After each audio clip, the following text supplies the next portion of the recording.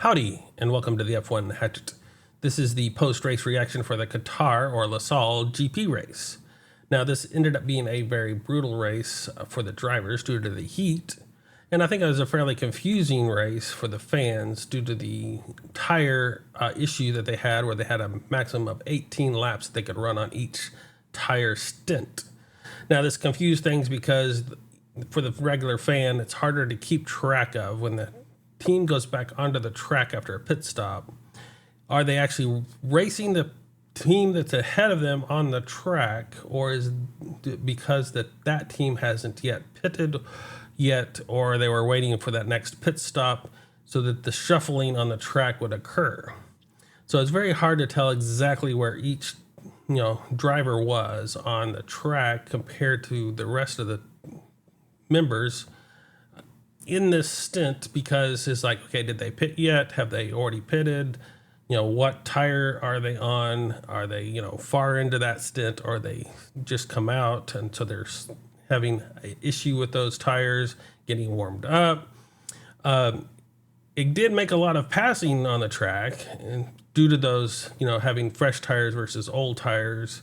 And then you knew kind of where they were going to come pit because they only could go 18 laps before that. So if they were going long, they said, okay, they're going to come in here within the next couple of laps. And so that was kind of exciting, but trying to actually figure out exactly where they were at any given time in the lineup was kind of confusing for an average viewer. Now, for an experienced viewer that was really honing in, they could probably track this and be a fairly exciting race.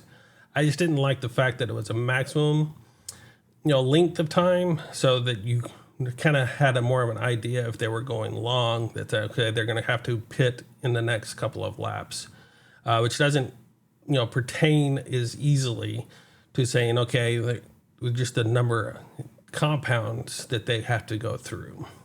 So if you're having to have 2 compounds of tires, you could have a pit early, and then go long on the next one, or go long on the first one and then have a short stint on your last stint of tires. So you go from the hards to the softs, or the softs to the hards, or vice versa, which would put a lot more strategy into the play. Now, this would have a lot of strategy in it, but it was just a lot more confusing strategy because, okay, how many, pits do we have to make in general?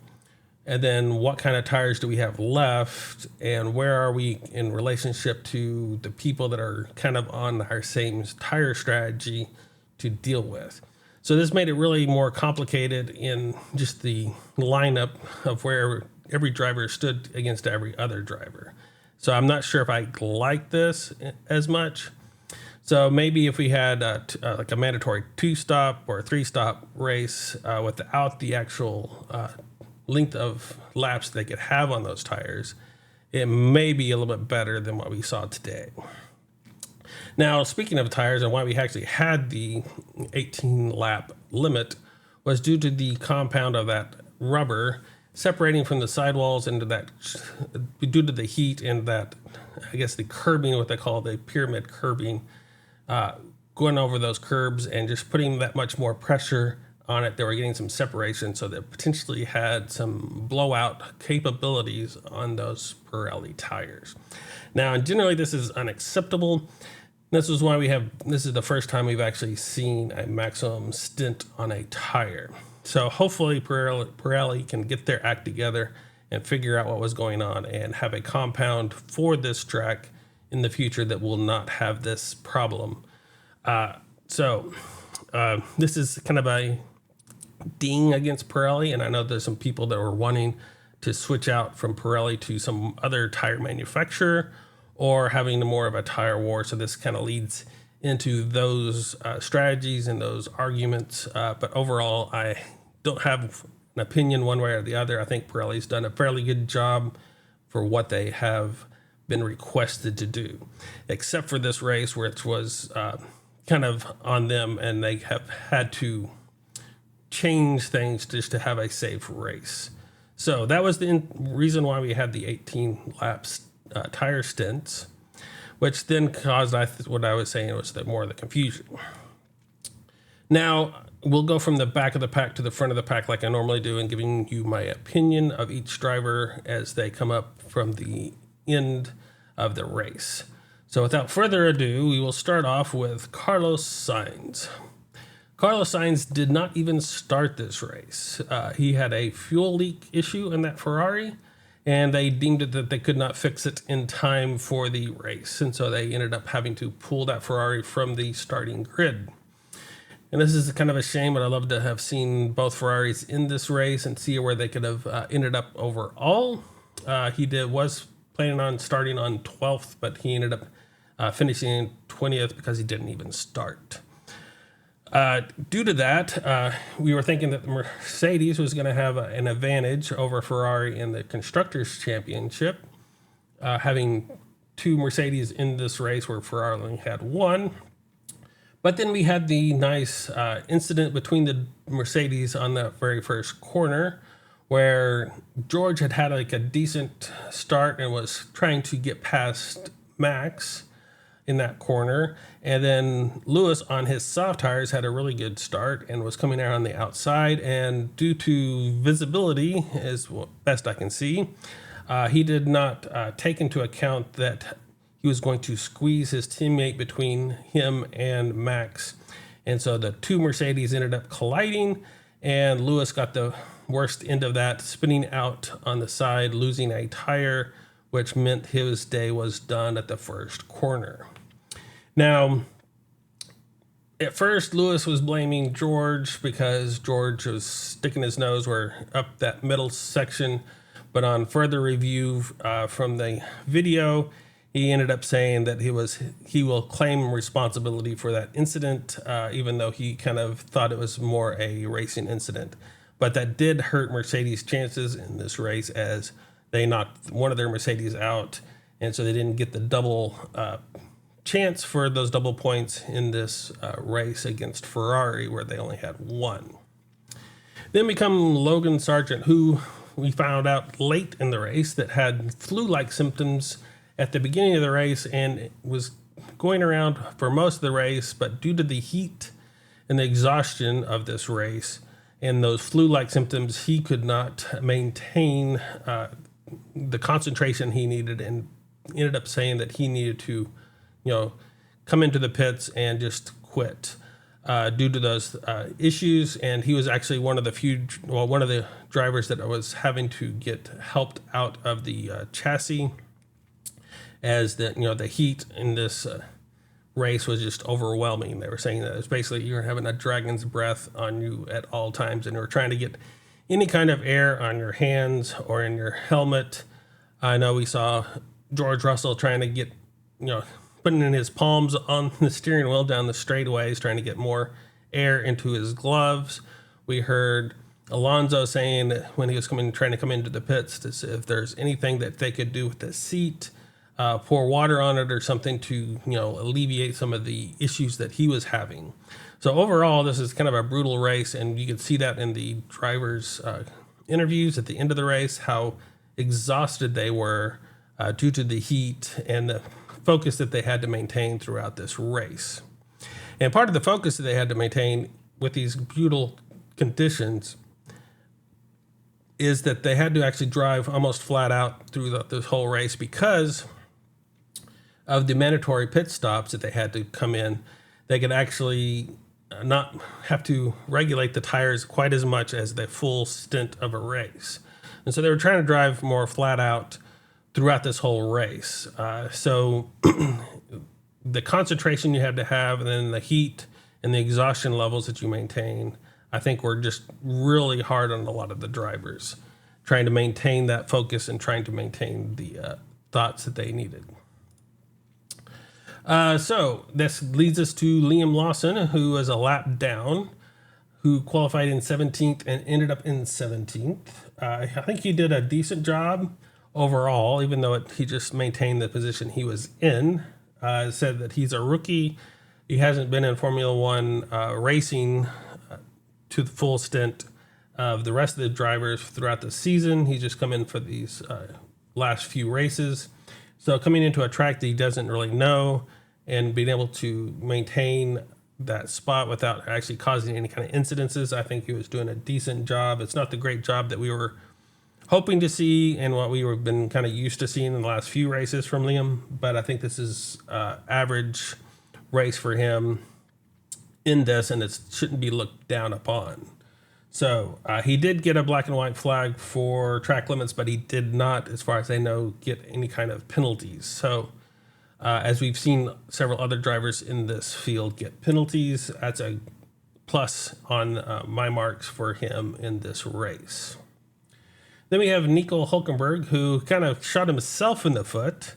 He qualified 14th and ended up in 16th. He was a lap down as well. But because of Sainz not actually starting the race, there was that empty grid position on the start, and Nico basically forgot about that or lost that concentration. So after the sounding lap, he went around and ended up parking in the wrong spot. So he ended up getting a 10-second penalty straight off the bat for that start. He did have a fairly good start, gaining 4 positions off the bat, and then he was able to pass Yuki on lap 6 for that 8th position, is working his way up. But then when he, of course, that first stop had an extra 10 seconds on it, which put him at the very back of the grid, where he had to try to fight his way back up through that grid to that 14th position, or to that 16th position that he ended up in. So overall, I think it was kind of a decent race, except for the stupid mistake that he made that cost him the chance for points. So it's a bad race for Nico due to his own fault. The rest of the race, I think he drove fairly well, fairly decent in this stint. So if he hadn't have made that mistake, he could have actually potentially been closer to that point range. We don't know if he actually would have gotten points, but 10 seconds is quite a bit of gap to make up. Yuki qualified in 11th and ended up in 15th. He did gain 3 spots on the grid at the start of the race. He ended up a lap down.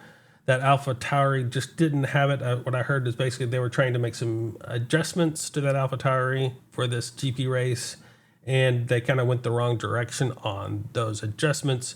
And so it didn't help that it out. It actually probably hurt them in the overall scheme of things. So between the qualifying and whatever, those final adjustments that they can make, they went the wrong direction. So not a great race for Yuki. Kevin started in 18th spot, ended up in 14th. He was having a horrible weekend in general with those qualifying sessions, not getting a feel for this car, not liking this track, trying to get the feel for the track. So he was behind his teammate overall, but ended up ahead of his teammate because of that mistake that his teammate made. I have basically that Kevin did gain 4 spots again on the first lap that he made during this stint, but then couldn't really do anything extra after that. That Haas, basically eats up tires, and so even with those pit stops, they were not competitive in that realm of where they needed to be compared to everybody else. It's a shame that they were kind of hoping to potentially get into some points, and when they had the Williams actually get a couple of points, not the Williams, sorry, the they were having some issues. So in all of that, it was kind of rough. So we have Alex Albon, who ended up the same kind of setup. They weren't sure what happened to their vehicle over this race. They were doing decently in the sprint, and so when this race came, they were expecting a little bit more out of this, but ended up in the same position they were in that 13th position. He didn't quite gain as much positions on the start of the race. He did gain 2, but he also did get a 5-second penalty for track limits, and so that pushed him back into the field. So that was on him. Pierre Gasly was having a rough time at it on track limits as well, having 2 5-second penalties. The last I checked, he may have had 3. One of them that I may have not have recognized, but he was qualified in 7th and ended up in 12th. He was in that mid-pack, kind of fighting everybody, and we could see him, coming in and out of those drivers around him, giving him his all in this race, but just exceeding those track limits instead of getting a 10-second penalty does not help your race whatsoever. Lance Stroll was another one of those that actually had track limits, and he had another 10-second penalties for track limits going out twice. He gained 3 spots on the grid at the start of the race and was doing fairly decently, but then, those track limits were kind of pushing him, when he was trying to make some of those passes and causing him to drop back into the field and then get an extra penalty on top of that. Did not help him whatsoever. So he was just outside of points during this race. Then we see Sergio Perez, who had, I think, 5-second penalties, if I remember correctly. He did start from the pit lane because of the wreck he had yesterday in the sprint race, so they didn't get his vehicle set up in the manner that it would have needed to be to not be starting from the pit lane because they changed too many parts. So he started from the pit lane in that 20th position instead of where he had qualified from in that 13th, I believe. So he was coming from the back of the pack and then was just kind of ran out of space during all of this. And because of those track limits, he was not able to gain a significant amount of points. He did gain that 1. We saw quite a bit of him during this race, passing Alonso and Bottas and Juan Zhou and going back and forth in that mid-pack. But due to those penalties, he's ended up dropping back to that 10th position. Juan Zhou actually had a really good race, coming in from 19th up to 9th. He gained 3 positions on the start of the race and just kind of fell into those grooves and was able to pull out 2 points for Alfa Romeo, which is excellent since we haven't seen that Alfa do much in the last quite a few races, actually. So to see a double Alfa point result really helped, and that's what hurt Haas in this run, thanks to my short-term memory. And then, of course, Valtteri had a good race, too. He qualified 9th and ended up in 8th, so not quite as good as Juan Zhou in the passing category of this race, but still a really good for those Alfa Romeos in the stint, qualifying and end up results gaining points, so gaining 6 points in that Constructors' Championship, which is going to make it hard for Haas to gain that position back. They both had 3-stop races. I think Valtteri actually started off on softs and switched to mediums, and then went from those mediums to hards to another set of hards, where Juan Zhou started off on mediums and ended up going to hard tires, and then I think he ended up in mediums, if I'm not mistaken. So trying to get those gauges on when they were going to warm up those tires and where they would be around them. Ocon, he said he was exhausted from this race and was really threw up a couple of times during this race, actually, from that driver interview that I saw, but still ended up in 7th position, where he qualified from 8th. So that's a really good run for him. He did box, another 3-stop race, as you're basically mandatory to do.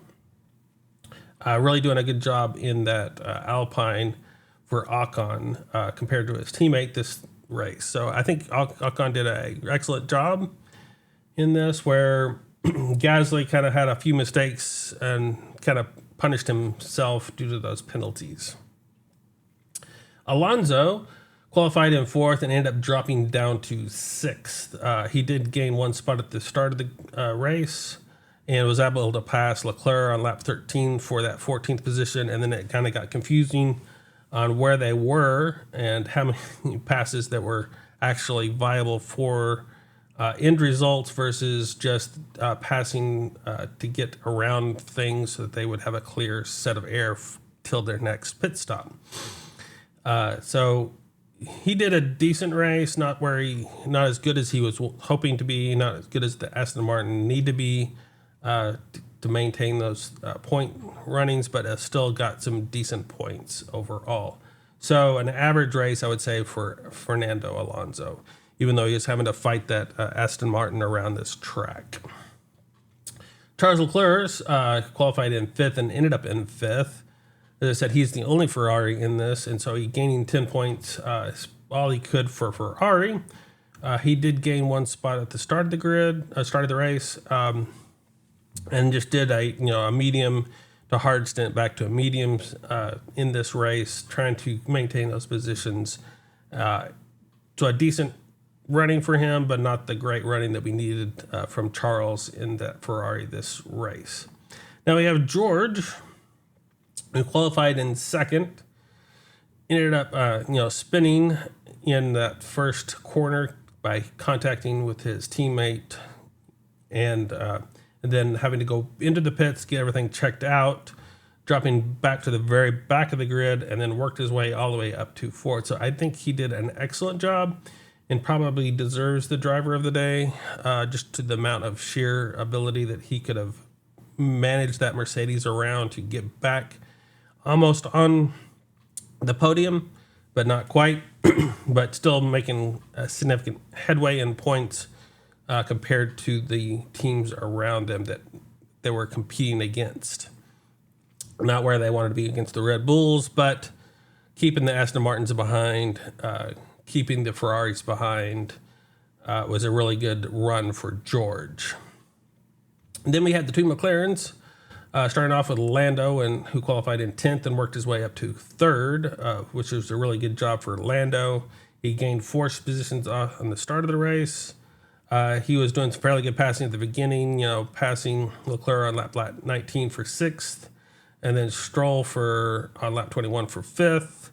He did get 1 warning for track limits, but was able to maintain it the rest of that race.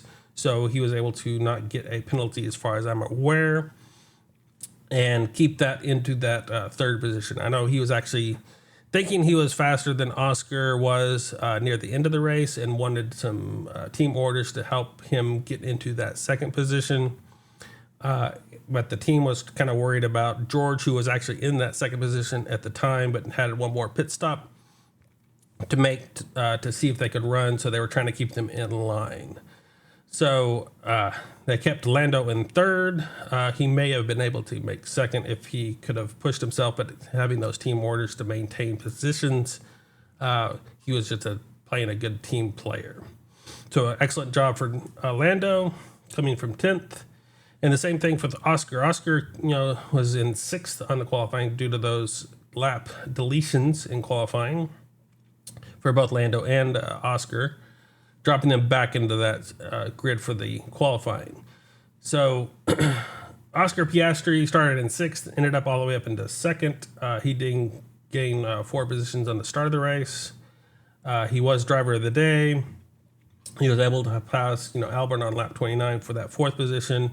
Kind of battled it out between George and Leclerc, kind of maintaining that position.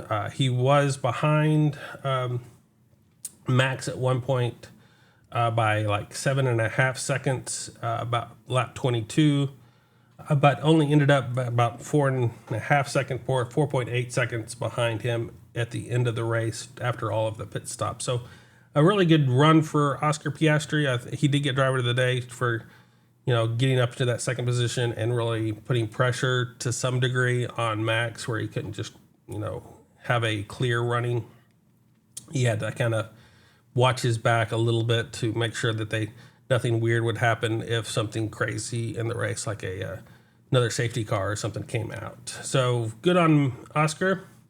And then, of course, Max kind of went away with it for this whole stint. He had a good start. He had a good restart on the race after that safety car that was caused by the Mercedes colliding. Maintained the 1st position. Was able to pull out a good lead, which gave him basically the ability to pit and kind of have a leisurely run for the rest of the time period, just kind of maintaining those balances. He couldn't just relax, but he was able to actually just have a decent run, not really having to push it to the extreme like some of the other drivers were. So it's excellent drive for Max Verstappen, who got fastest lap near the end of the race, just to put a stamp on things, which is good to see on Max, not just giving up after he won the championship, actually giving it his all like every other race that he's been in. So that gives me my lineup, and now we come from the driver standings. Of course, we see Max already claimed the championship, but now has 433 points over his teammate with 224. We see the gap kind of shrink a little bit between Alonso and Hamilton, and we see Leclerc coming up on his teammate Sainz as well. There's a little battle between George Russell and Norris, and of course Oscar Piastri is kind of gaining ground on Russell, but still has a ways to go for that 8th position. Now, what we did see was Nico Hülkenberg dropping back to 15th position after Bottas scored, bumping himself up to that 14th position in the driver's standing. So that's basically the run for the driver's standings. And the constructor standings, because those Alfa Romeos had double points, it pushed them ahead of Haas, so they moved up to the 8th position, where Haas moved back to 9th with 12 over the 16 points for the Alfa Romeos. Excuse me. And we also see, of course, Red Bull just running away with the constructors champion now with 657 points. And of course, they won that Constructors Champion in Japan, the last full GP race. Now, we coming up for the next race is going to be the U.S. Austin Circuit of the Americas race on October 22nd. So we have like a weekend off, and then we come back to the U.S. for that race.